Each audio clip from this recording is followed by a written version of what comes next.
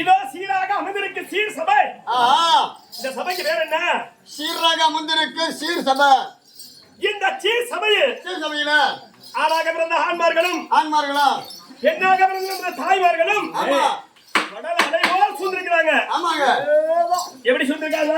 கடல் அலை போல் சூழ்ந்திருக்கிறாங்க. இவர்களுக்கெல்லாம் நம்மளுடைய கலைக்குழு சார்பாக என்னுடைய முத்தான நன்றி தெரிவிக்கின்றேன். நன்றி.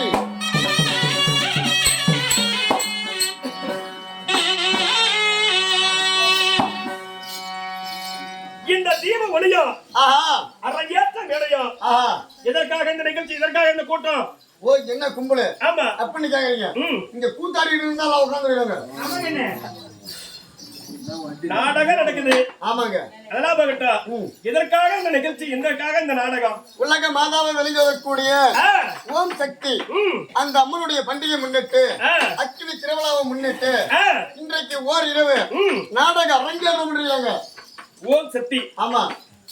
அங்காள பரமேஸ்வரி, அகிலாண்ட கோடி பெருமான நாயகி அம்மனுக்காக இந்த திருவிழாவை லட்சக்கணக்கில் செலவு பண்ணி திருவிழாவை ஆக்கி ஓம் சக்தி குறிப்பிடும்.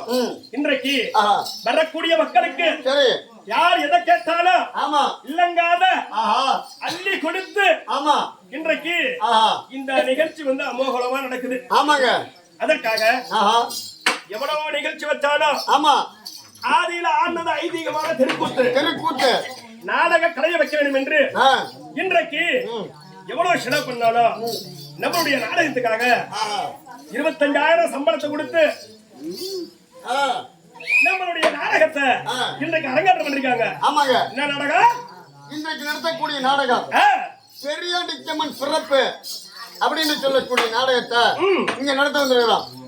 ஓம் சக்தி. அல்லாஹ் உன்னேதான். ஆமா. பெரியாண்டிச்சி பிறப்பு. ஆமாங்க. ஆயாவுடைய கதை. ஆமா. பெரியாண்டிச்சி பிறப்பு பைத்தியம் பிடிச்சு மல்லாந்த பாவனையா மலையனூர்ல அம்மா எப்படி அமர்ந்தது, ஆமா, எப்படி பித்து பிடிச்ச பேர் போல அடையறாங்க. ஆமா. அந்த பூர்வாசர் பெரிய நாயகனுடைய நாடகத்தை தான் நடத்த வேணும். ஆமாங்க. அப்படி என்று இன்றைக்கு நாடகத்தை அரங்கேற்றம். ஆமா. நடத்தக்கூடிய நாடகம் என்ன?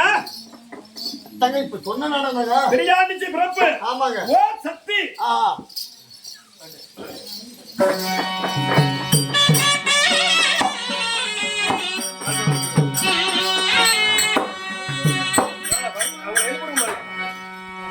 பயப்பட